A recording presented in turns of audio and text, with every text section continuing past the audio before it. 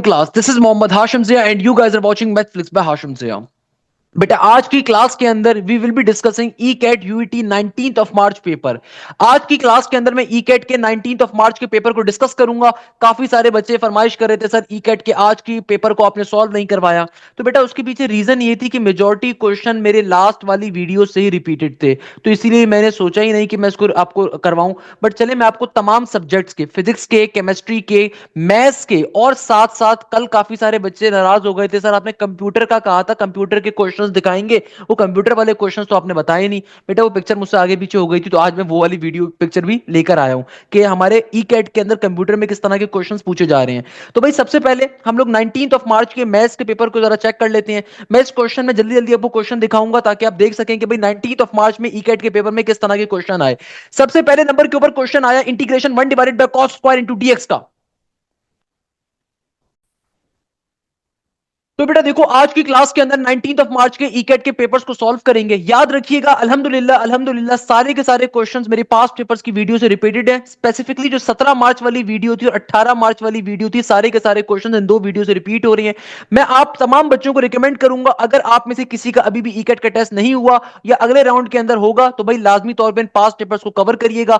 साथ साथ अगर आप चाहते हैं कि आपकी तैयारी बहुत अच्छी हो तो लाजमी तौर पर न्यू बैच जो हमारा स्टार्ट हो रहा है 23 ऑफ मार्च से, इसका हिस्सा बनिए। इस बैच में ना सिर्फ आपकी नस की तैयारी होगी, यूईटी की तैयारी होगी, बल्कि इसके साथ साथ फास्ट की, जीआईकेआई की, कॉमसेट्स की, एनईडी की, लम्स की, आपके पास प्याज यूनिवर्सिटी की, आपके पास एनटीएस की, आपके पास quantitative maths, basic maths, advance maths, general maths, physics की, केमिस्ट्री की, मैथ्स की, इंग्लिश की, तमाम के तमाम सब्जेक्ट, हर चीज इस बैच में आपको लाइव क्लासेस के अंदर पढ़ाई जाएगी। और अगर आपका कोई दोस्त एमडी कैट का है तो उसको भी बताइए कि सर हाशिम के बैचेस में एमडी कैट की भी प्रॉपर लाइव क्लासेस होती हैं। पाकिस्तान के proper professional engineers, professional dedicated teachers, subject specialist teachers, PhD holders और पीएमडी सर्टिफाइड डॉक्टर्स मेरे पास मेरे बैचेस में पढ़ा रहे होते हैं। तो भाई इन बैचेस में एक मामूली फीस के अंदर कंप्लीट आपकी तमाम यूनिवर्सिटीज की तैयारी कवर होगी। ना सिर्फ तैयारी कवर होगी बल्कि मल्टीपल टाइम जो कवर भी करवाई जाएगी, रिवाइज भी करवाई जाएगी, प्रॉपर्ली टेस्ट कंडक्ट होते हैं। तो लाजमी तौर पर इस बैच का हिस्सा बनिए। ये बैच 23 ऑफ मार्च से स्टार्ट हो रहा है। बेटा इतनी मेहनत करते हैं अल्हम्दुलिल्लाह, तभी यही नतीजा होता है कि नस के अंदर 170 प्लस का स्कोर है। चाहे आपके पास नस के अंदर 160 165 प्लस का स्कोर हो, चाहे आपके पास फास्ट का सीएस की पहली पोजीशन हो, फास्ट की पहली पोजीशन हो, या फिर जीआईकेआई के अंदर टॉप 20 के अंदर लास्ट 2 इयर्स के अंदर 2 दफा पोजीशन हो, या फिर एनईडी के अंदर हर साल पोजीशन हो, मैरान में पोजीशन हो अल्हम्दुलिल्लाह, या एनटीएस कॉमसेट का टॉपर भी मेरे बैचेस का है। तो भाई इतनी मेहनत करने के बाद उसका नतीजा आता है तो लाजमी तौर पे आपने बैच का हिस्सा बनना है। आज की क्लास के पहले क्वेश्चन पे मूव करेंगे। एग्जामिनर कहता है integration 1 divided by cos square. Examiner क्या कह रहा है? Integration 1 divided by cos square किसके बराबर होगा? तो बेटा देखो 1 बाय कॉस स्क्वायर क्या होता है? 1 बाय कॉस किसको कहते हैं? सेक को कहते हैं। यानी कि एग्जामिनर कह रहा है सेक स्क्वायर एक्स की इंटीग्रेशन बताओ। तो सेक स्क्वायर एक्स का इंटीग्रेशन में क्या फॉर्मूला होता है? सेक स्क्वायर एक्स का इंटीग्रेशन में फॉर्मूला होता है टेंजन एक्स के बराबर, क्योंकि टेंजन एक्स का डेरिवेटिव होता है सेक स्क्वायर। सेक स्क्वायर की इंटीग्रेशन क्या होगी? टेंजन एक्स के बराबर। नेक्स्ट क्वेश्चन अगेन रिपीटेड आ रहा है, मैंने बताया था आपको। 5670 कह रहा है find determinant of 6 times of A का। अब देखो लॉजिक क्या है। आपको एक मैट्रिक्स गिवन है, आपको बेटा क्वेश्चन क्या गिवन है, जूम इन कर देता हूं। आपको एक क्वेश्चन गिवन है, देखो भाई सबसे पहले आपको एक मैट्रिक्स ए गिवन है, इसका डिटरमिनेंट आप निकाल लो। यहां से आपको निकालना क्या है? फिर डिटरमिनेंट निकालना है 6 टाइम्स ऑफ ए का। तो बेटा देखो सबसे पहले इस मैट्रिक्स का डिटरमिनेंट क्या होगा? 5 इंटू 0 0, 6 7 क्या होता है? 42। यानी कि इस मैट्रिक्स का जो डिटरमिनेंट आ गया नेगेटिव के 42 के बराबर। किसके बराबर आ गया? नेगेटिव के 42 के बराबर। अब हमें क्या निकालना है? डिटरमिनेंट ऑफ 6 टाइम्स ए का। मैंने इसकी लॉजिक आपको क्या पढ़ाई थी कि देखो जो भी आपके पास पर्टिकुलरली आपका डिटरमिनेंट आ रहा है ओरिजिनल मैट्रिक्स का, उसको ऑलरेडी लिखोगे। जो भी आपकी नंबर, जो भी कांस्टेंट वैल्यू यानी कि डिटरमिनेंट्स ऑफ 6 टाइम्स ए अगर आपको कैलकुलेट करना है तो जो भी यहां पे कांस्टेंट वैल्यू आपके डिटरमिनेंट से मल्टीप्लाई हो रही है उसको लिखोगे, और पावर में ऑर्डर को। तो आपके मैट्रिक्स का ऑर्डर क्या है? 2/2 का। तो ये आपके पास आ जाएगा पावर में 2। तो 6 का स्क्वायर 36 होता है, 36 को उठा के नेगेटिव 42 से मल्टीप्लाई करवा दोगे, आंसर आ जाएगा। नेक्स्ट क्वेश्चन अगेन इंटरेस्टिंग आ रहा है, ये क्वेश्चन पहले नहीं आया हुआ, इसको समझ लो। एग्जामिनर कह रहे हैं कि अगर एक फंक्शन आ रहा है x³ माइनस का 8 डिवाइडेड बाय x माइनस का 2, find f into 2 what if function is continuous. अब देखो एग्जामिनर यहां पे लॉजिक क्या दे रहा है। एग्जामिनर कहता है कि भाई तुम्हारे पास एक फंक्शन गिवन है fx का। fx का फंक्शन क्या गिवन है? ये गिवन है x³ माइनस का 8, और नीचे डिवीजन में क्या आ रहा है? यहां पर आ रहा है x माइनस का 2। एग्जामिनर कहता है कि f इंटू टू बताओ, यानी कि फंक्शन में इनपुट दो टू का, अगर फंक्शन कंटिन्यूस है। देखो कंटिन्यूस फंक्शन है, कोई मसले की बात नहीं है, हम डाल के जरा चेक कर लेते हैं। भाई जहां जहां x आ रहा है, अगर मैं x की जगह पे टू को डालूंगा तो क्या बन जाएगा, टू का क्यूब होगा 8 के बराबर, तो 8 माइनस का 8 बन गया। और नीचे x की जगह पे भी टू डालोगे तो 2 माइनस का 2 बन जाएगा। देखो ऊपर जीरो बन जाए इतना फर्क नहीं पड़ रहा, बट अगर नीचे कभी भी डिवीजन में कभी भी जीरो आ जाए तो इसका मतलब क्या, फंक्शन अनडिफाइंड हो रहा है, यानी कि फंक्शन कंटिन्यूस तो नहीं रहा। एग्जामिनर ने क्या कहा था, फंक्शन कैसा है, कंटिन्यूस है, बट यहां पे तो कंटिन्यूस फंक्शन नहीं रहेगा। इसका मतलब क्या हुआ, इसका मतलब यह हुआ कि भाई पहले आपको इसको सिंपलीफाई करना पड़ेगा थोड़ा। सिंपलीफाई कैसे करें, देखो यहां पे मुझे साफ तौर पे दिख रहा है एक्स क्यूब माइनस का 8 लिखा हुआ है। तो भाई अगर मैं इसको ब्रेक डाउन करवाऊं तो एक्स पे भी क्यूब है, और 8 क्या होता है, 8 होता है 2 का क्यूब। तो यहां पे सिंपल ए क्यूब माइनस बी क्यूब का फॉर्मूला अप्लाई कर देते हैं। तो क्या बन जाएगा, हमें पता है दुनिया में ए क्यूब माइनस बी क्यूब किसके बराबर होता है, ये बराबर होता है ए माइनस का बी। आगे क्या आ जाएगा बेटा, आगे आ जाएगा सिंपल ए स्क्वायर प्लस का ए बी प्लस का बी स्क्वायर। तो इसी पैटर्न पे सिंपलीफाई करवा लो इसको। तो क्या बन गया, ये बन गया एफ इंटू एक्स। तो ऊपर भी क्या आ जाएगा, ये आ जाएगा एक्स माइनस का 2, आगे आ जाएगा एक्स स्क्वायर, फिर आगे प्लस का 2x, देन आगे आ जाएगा 2 का स्क्वायर 4। और नीचे डिवीजन में क्या आ जाएगा, सिंपल x माइनस का 2, x माइनस 2 से x माइनस का 2 कैंसिल आउट हो गया। अब इसको सिंपलीफाई कैसे करें, कि देखो हमारे पास ये जो फंक्शन है यहाँ पे क्या बच रहा है, हमारे पास सिंपल तरीके से क्या बच रहा है, हमारे पास सिंपल तरीके से यहां पे बच गया एक्स स्क्वायर प्लस का 2x प्लस का 4। चूंकि एग्जामिनर ने कहा था कि आपने इनपुट देना है 2 का, तो जहां जहां x आ रहा है वहां पे 2 को प्लॉट कर दीजिए। तो 2 का स्क्वायर हो जाएगा 4, अगेन 2 2 जार 4, अगेन 4। तो 4 और 4 8, 8 और 4 12। यानी कि जब आपने फंक्शन को पहले डिफाइंड बनाया, फिर आपने f इंटू टू डाला, तो आपके पास आंसर क्या आ गया, 12 के बराबर। इस तरीके से क्वेश्चन सॉल्व हो गया। नेक्स्ट क्वेश्चन के बारे में बच्चा बता रहा है, सर 2 से 4 क्वेश्चन सिंपल डेरिवेटिव के आए हुए थे, बच्चों वाली चीज है। टेंजेंट थीटा की वैल्यू गिवन थी 4 divided by 5 sine theta plus cos theta निकालना था, नॉर्मल है। साइन थीटा की वैल्यू 2/3 गिवन थी, टेंजेंट थीटा निकालना था, ये भी सिंपल है। भाई ये तमाम के तमाम क्वेश्चन मेरे बैच के लेक्चर से लिए गए, मैंने आपको ऑलरेडी तमाम क्वेश्चन बैचेस में बताए। देखो बैच का फायदा ही क्या होता है कि लाइव क्लासेस के अंदर एक एक चीज आपको पढ़ाई जाती है। तो मेरे बैच के बच्चे के लिए तभी ये क्वेश्चन बड़े हलवा है, बड़े सिंपल है अल्हम्दुलिल्लाह। तो आपको इसमें बिल्कुल भी परेशान होने की, चिंता करने की जरूरत ही नहीं है बेटा। क्लियर है भाई। अच्छा, नेक्स्ट क्वेश्चन में एग्जामिनर कह रहा है कि लिमिट एक्स अप्रोच कर रहा है जीरो के ऊपर, तो बताओ tangent theta divided by theta क्या होगा। अब देखो इस क्वेश्चन की लॉजिक क्या है, एग्जामिनर क्या कह रहा है, लिमिट एक्स अप्रोच कर रही है जीरो के ऊपर, तो बताओ टेंजेंट थीटा बाय थीटा क्या होगा। अब देखो हमेशा याद रखिएगा, मैं एक कॉन्सेप्ट आपको देता हूं, मैं कलर चेंज करके आपको एक कॉन्सेप्ट देता हूं, बड़ा बढ़िया कॉन्सेप्ट है। हमेशा याद रखिएगा, कभी भी साइन थीटा बाय थीटा हो, या फिर आपके पास दुनिया में कभी भी टेंजेंट थीटा बाय थीटा हो, अगर कभी भी दुनिया में आपकी लिमिट थीटा की अप्रोच कर रही है कहां पे, जीरो के ऊपर, अगर कभी भी दुनिया में आपका फंक्शन अप्रोच कर रहा है जीरो पे, और साइन फंक्शन बाय फंक्शन है या टेंजेंट फंक्शन बाय फंक्शन है, इन दोनों का आंसर होता है 1 के बराबर। सही है, ये बेसिक लिमिट की प्रॉपर्टी होती है। आप चाहो तो नॉर्मल वे में सॉल्व करना, नॉर्मल वे में सॉल्व कर सकते हो कि भाई आप डायरेक्टली लिमिट को अप्लाई करवाते हो, नीचे जीरो आ रहा है, तो भाई इसको पहले डिफाइन करने के लिए एल हॉपिटल रूल का सहारा लोगे। तो टेंजेंट थीटा का डेरिवेटिव क्या होता है, ऊपर वाली टर्म का डेरिवेटिव अलग लोगे एल हॉपिटल रूल के मुताबिक, नीचे वाली टर्म का डेरिवेटिव अलग लोगे। तो टेंजेंट थीटा का डेरिवेटिव क्या होता है, ये होता है सिंपल तरीके से सेक स्क्वायर थीटा के बराबर। और एक्स का डेरिवेटिव एक्स की रिस्पेक्ट से क्या हो जाएगा, एक्स का डेरिवेटिव एक्स की रिस्पेक्ट से 1 के बराबर होगा। अब जब लिमिट की वैल्यू को डालोगे तो सेक स्क्वायर जीरो क्या होगा, कॉस जीरो बराबर होता है 1 के। सिमिलर बेटा देखो हमारे पास अगर मैं यहाँ पे एक्स की जगह पे जीरो डालूंगा तो क्या बन जाएगा, सेक स्क्वायर जीरो। तो भाई सेक स्क्वायर जीरो किसके बराबर होगा, वही कॉस जीरो बराबर होता है 1 के, तो सेक जीरो भी किसके बराबर होगा, 1 के। तो यहां से भी देखो आंसर 1 ही आएगा। तो सेम ही चीज है, कोई मुश्किल बात नहीं है इसके अंदर, already discuss, we have done this thing. Next question जो आ रहा है, इसमें एग्जामिनर कहता है if a bag contain 50 balls 10 green 15 red and 25 blue, if random 1 ball is selected and no green ball is selected. अब देखो ये जो क्वेश्चन आ रहा है, ये बिल्कुल लास्ट क्लास जैसा क्वेश्चन आ रहा है। मैंने आपको 16-17 मार्च वाली जो वीडियो थी, 18 मार्च वाली, उसमें भी बताया था। एग्जामिनर कह रहे हैं देखो यहाँ पे टोटल बॉल्स आपको उसने बताई हुई है किसके बराबर है, 50 के। आगे एग्जामिनर कह रहे हैं कि भाई तुम्हारे पास 10 बॉल्स कैसी हैं, ग्रीन। तुम्हारे पास जो रेड बॉल्स आ रही हैं वो कितनी आ रही हैं, 15 आ रही हैं रेड बॉल्स, और ब्लू बॉल्स आ रही हैं 25। एग्जामिनर देखो यहाँ पे लॉजिक क्या दे रहा है, जिस तरह वो नो रॉड वाला क्वेश्चन था ना, वैसे ही क्वेश्चन आ रहा है। एग्जामिनर कह रहा है कि तुम्हें एक रैंडम बॉल सेलेक्ट करनी है, उसने कलर नहीं बताया, उसने कह रहा है कोई भी बॉल निकाल लो, कोई भी बॉल सेलेक्ट कर सकते हो, कोई भी बॉल सेलेक्ट कर सकते हो। व्हाट डज इट मीन, यानी कि टोटल प्रोबेबिलिटी मेरी 1 के बराबर होगी। कह रहा है कोई भी बॉल सेलेक्ट कर सकते हो, बस ग्रीन नहीं होनी चाहिए। एग्जामिनर कह रहा है कोई भी बॉल सेलेक्ट कर सकते हो, बस ग्रीन नहीं होनी चाहिए। अब देखो इसका मतलब क्या हुआ, यानी कि आप जो सिलेक्शन करोगे उसमें से आप ग्रीन को काट दोगे। तो टोटल अगर 50 बॉल थी तो 50 में से आप ग्रीन की टोटल सिलेक्शन को क्या कर दो, खत्म कर दो। तो क्या बन जाएगा, तो मैं टोटल बॉल्स में से अगर ग्रीन बॉल को सेलेक्ट ही नहीं करता तो मेरी टोटल बॉल 40 बन जाएंगी।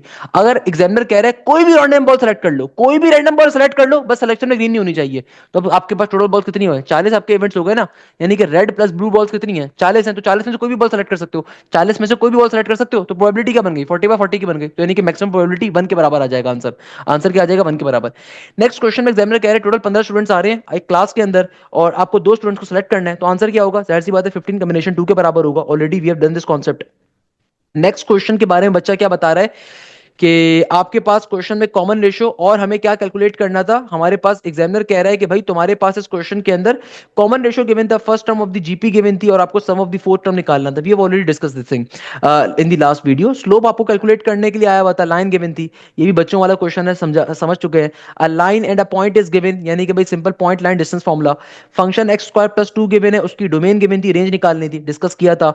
डेरिवेटिव कैलकुलेट करना है ln x cube plus 3x square minus 8 का, बेसिक कॉन्सेप्ट है भाई, ln का डेरिवेटिव में फॉर्मूला क्या होता है, 1 डिवाइडेड बाय फंक्शन, यहाँ पे मेरा फंक्शन किसके बराबर है, एक्स क्यूब प्लस का 3x स्क्वायर माइनस का 8 और फिर इसका डेरिवेटिव ले लो, एक्स क्यूब का डेरिवेटिव होता है 3x स्क्वायर प्लस के 3x स्क्वायर का डेरिवेटिव होता है 3 2 6x और 8 का डेरिवेटिव हो जाएगा 0 के बराबर।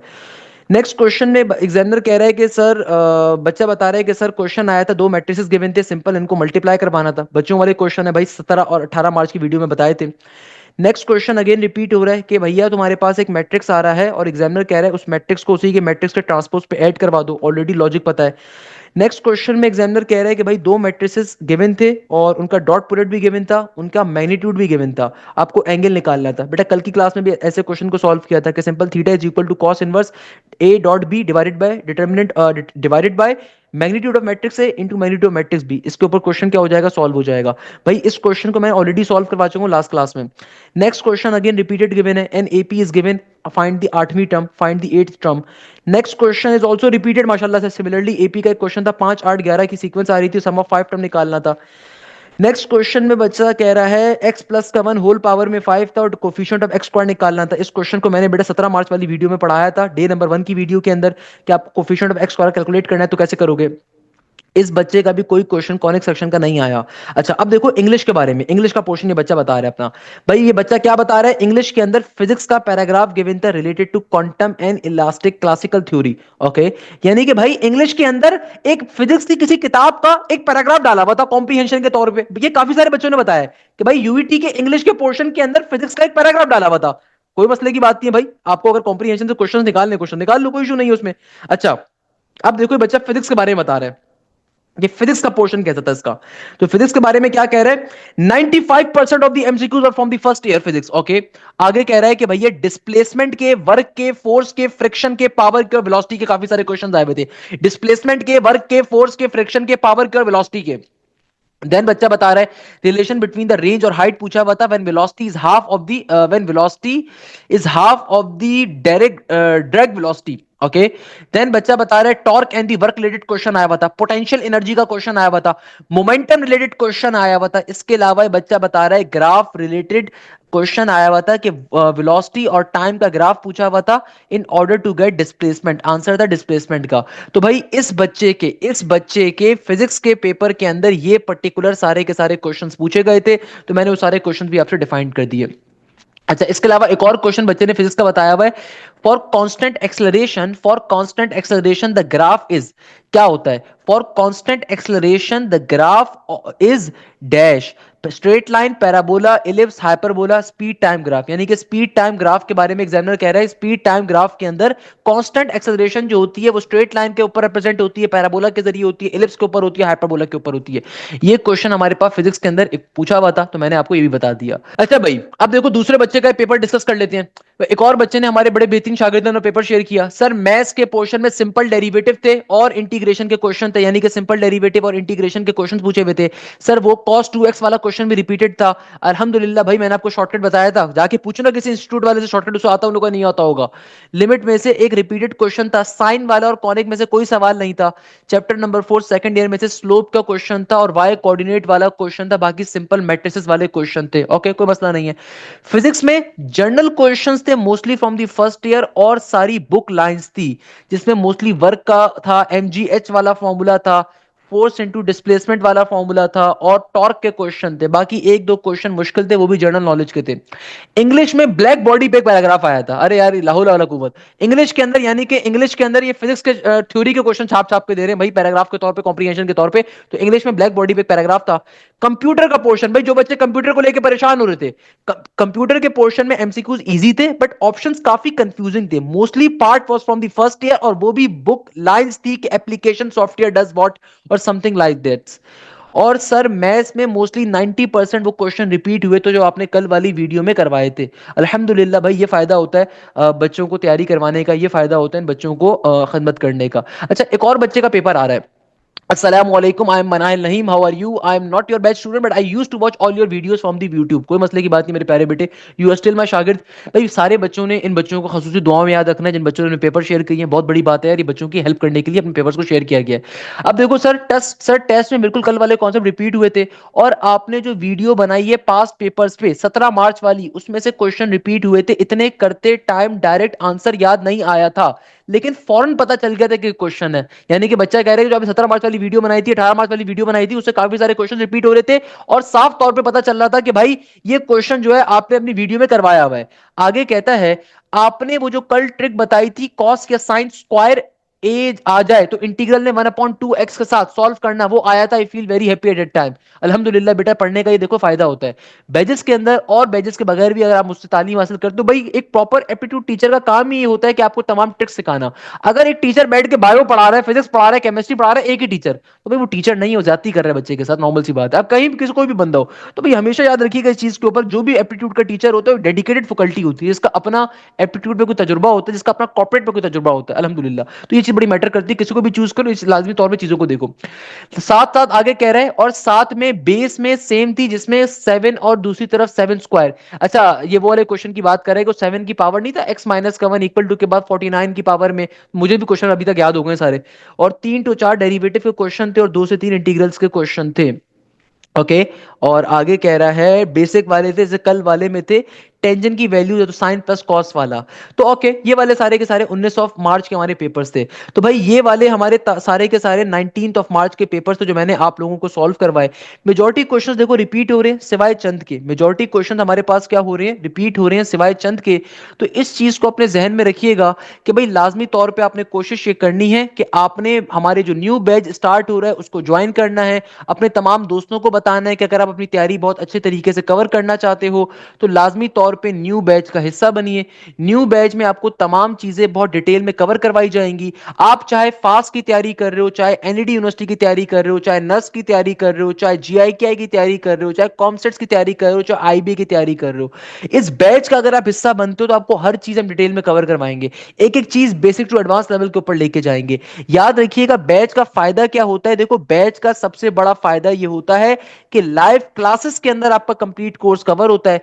जो भी चीज आप लाइव क्लास के अंदर कवर करते हो वो चीज आपको पर्टिकुलरली जूम के ऊपर कवर करवाई जाती है। ना सिर्फ ये बल्कि आपको हर लाइव क्लास की प्रॉपर रिकॉर्डिंग भी मिलती है। आपको तमाम के तमाम सब्जेक्ट्स पढ़ाए जाते हैं। ये नहीं कि आपके पास फिजिक्स के अंदर मैथ्स के अंदर कोई रिकॉर्डिंग दे दी जाए, नहीं। ना आपके पास ये फनकारी होती है कोई एक ही कोई टीचर हो, वही टीचर का अपना कोई तजुर्बा ही नहीं है, अपना कुछ है ही नहीं, वही आपको शायद फिजिक्स पढ़ाए, केमिस्ट्री पढ़ाए, ऐसा नहीं होता। हर सब्जेक्ट की प्रॉपर डेडिकेटेड फैकल्टी होती है। पाकिस्तान के जो बेस्ट टीचर्स होते हैं, चाहे वो पीएचडी होल्डर्स हो, चाहे वो पाकिस्तान के बेस्ट इंजीनियर्स हो, चाहे मेरे जो प्री मेडिकल के एमडी कैट के बैचेस होते हैं, वहां पे पाकिस्तान मेडिकल डेंटल कॉलेज के सर्टिफाइड डॉक्टर्स बैठ के पढ़ाते हैं अल्हम्दुलिल्लाह। तो हमारे पास इन बैचेस में तमाम फैसिलिटीज आपको मिलती हैं। तो लाइव क्लास में तमाम सब्जेक्ट्स कवर होंगे, चाहे वो फिजिक्स हो, चाहे वो मैथ्स हो, चाहे वो इंग्लिश हो, चाहे वो क्वांटिटेटिव मैथ्स हो, चाहे वो बिजनेस मैथ्स हो, चाहे वो आपके पास केमिस्ट्री कंप्यूटर का पोर्शन हो, चाहे वो इंग्लिश हो, चाहे वो आपके पास एमडी कैट के बैचेस के अंदर प्रॉपर्ली एक एक चीज की तैयारी कवर करवाई जाती है। इंजीनियरिंग के बैचेस अलग होते हैं, बिजनेस के बैचेस अलग होते हैं, नर्स के बैचेस अलग होते हैं आपके पास, और एमडी कैट के बैचेस अलग होते हैं। तो जो भी लाइव क्लास कंडक्ट होती है उसकी आपको जूम के ऊपर कंप्लीट आपको कवर करवाई जाती है। इसके अलावा वो लाइव क्लास की रिकॉर्डिंग भी मिलती है, कंप्लीट कोर्स की रिकॉर्डिंग भी आपको मिलती है। इसके अलावा हमारे प्रॉपर्ली टेस्ट कंडक्ट होते हैं हमारे पोर्टल्स के थ्रू, और उन टेस्टों को आपको प्रॉपर्ली सॉल्यूशन भी प्रोवाइड किया जाता है वीडियो फॉर्म के ऊपर कि भाई क्या क्वेश्चन था क्या नहीं था। इसके अलावा सबसे इंपॉर्टेंट फीचर हमारा ये होता है कि सारा का सारा प्रैक्टिस मटेरियल हम लोग आपको प्रोवाइड करते हैं। ना सिर्फ ये बल्कि मोस्ट इंपॉर्टेंट थिंग कि भाई आपको टॉपिकल पास्ट पेपर्स वो भी सारे के सारे हम लोग प्रोवाइड करते हैं। इसके अलावा बेटा आपका सबसे इंपॉर्टेंट फीचर, आपकी डाउट सेशंस अलग से कंडक्ट किए जाते हैं, यानी कि लाइव क्लासेस के अंदर आपकी डेडिकेटेड फैकल्टी अलग होती है और डाउट सेशंस के अंदर हमारी फैकल्टी टोटली अलग होती है। और वहां पे आपकी डाउट क्लासेस के अंदर भी आपकी लाइव क्लासेस होती है कि अगर आप कोई प्रैक्टिस मटेरियल सॉल्व कर रहे हो, कोई पेपर को सॉल्व कर रहे हो, कोई चीज सॉल्व कर रहे हो, कहीं पे फंसते हो, तो आप डाउट की लाइव क्लासेस के अंदर भी उन क्वेरीज को पूछ सकते हो। तो तमाम की तमाम चीजें आपको हमारे पास मिलती हैं। आपको हर यूनिवर्सिटी की अलग से फीस नहीं देनी, एक ही फीस में आपकी हर यूनिवर्सिटी की तैयारी कवर करवाई जाएगी। मल्टीपल टाइम कोर्स कवर होगा, एक दफा नस के नेट 3 नेट 4 से पहले, एक दफा फास्ट के टेस्ट से पहले, एक दफा यूईटी के जीआईके के टेस्ट से पहले, एक दफा कॉमसेट के टेस्ट से पहले, यानी कि हर सब्जेक्ट के लिए हम आपकी कंप्लीट तैयारी कवर करवाएंगे। तो आपने कोशिश करनी है कि लाजमी तौर पर आप इस पर्टिकुलर बैच का हिस्सा बनिए। जजाक अल्लाह खैर, thank you so much. Hashim Zia signing of.